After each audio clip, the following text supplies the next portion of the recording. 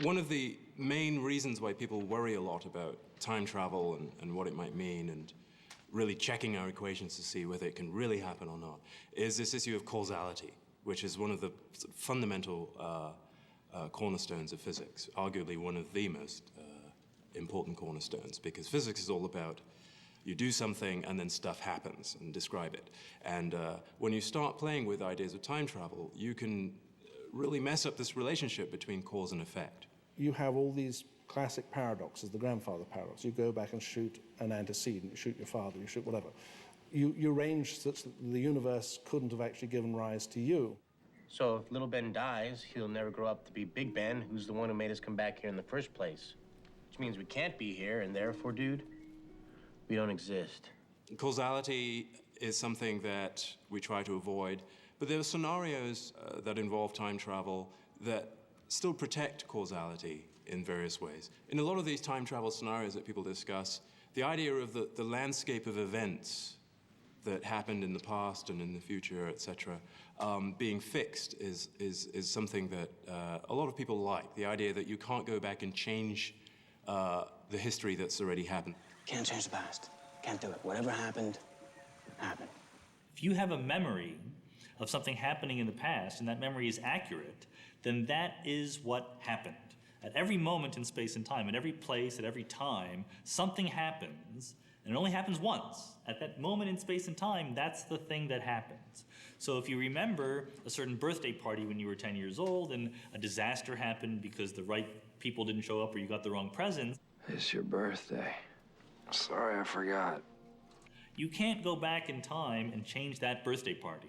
In science fiction, you get a lot of writing which has scenarios where, say, people go back in time and meet their earlier selves, or maybe meet people that they know in the present, meet them before they supposedly first met them. Where do I know you from? Look, I don't know. But according to the rules of general relativity, if you did meet someone... What's you doing, brother? I was just offering to fix this roof here. Then you met them. And that's not going to change even if that person goes back in time, came from the future, traveled from the past, anything like that. At that moment, in that year, in that place, these two people met. That's the end of the story.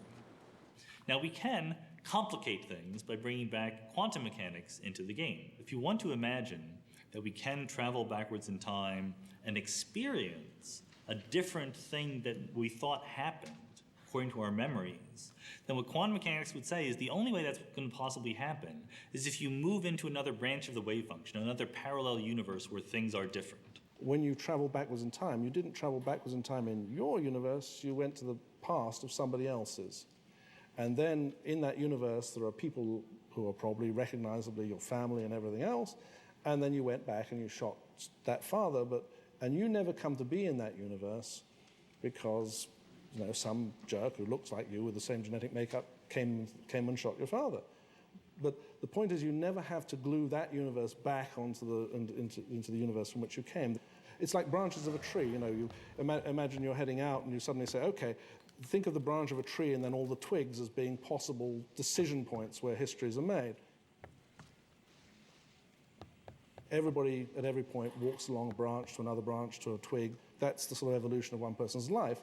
And the other parallel universes are leaping to different branches or twigs. Once you've gone off into that alternative branch, then you really shouldn't be able to come back to the original branch you were from, because then you would violate causality, and we don't think physics allows that. So one of the ways that this branching of the universe to alternative universes protects causality is by then disconnecting these possibilities of doing nonsense by exploiting time travel. What the hell is this? I'm running Empire Strikes Back. One can imagine a number of different ways in which one makes a time machine.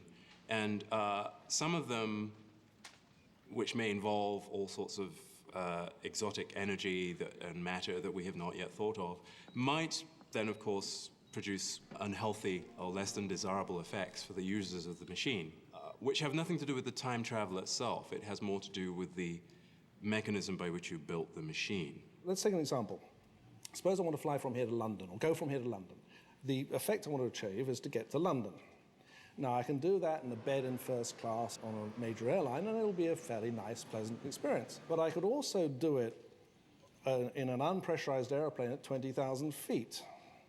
And that will cause bleeding noses, headaches, and probably brain damage because there's not enough oxygen getting to my brain. So the point is that primitive or developmental processes for achieving an end could easily produce side effects of, damage to the humans who are doing it. In fact, almost certainly would. Shut up.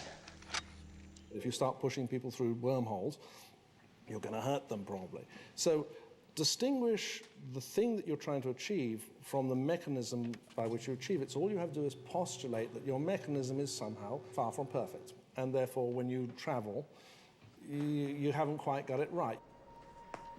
What happened to her? Brain aneurysm, probably. I don't know.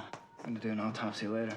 So, assuming time travel exists, you can then play with all sorts of interesting scenarios, and it's an awful lot of fun. And perhaps too much coffee has been spent just talking about these things rather than calculating with equations. As a kid, I used to read science fiction. I found it extremely inspiring. As a kid, I'm sure most of my colleagues too wanted to build a time machine. We all want to do that. So, in terms of stories and myths for society and things that inspire scientists to do things, these are important stories to tell. While I never built a time machine, and I don't think, I'm certain I never will, in my career, I've really enjoyed understanding and found it fantastic what we can study about space and time. And if a wonderfully told story about time travel inspires you to become a scientist, that is wonderful.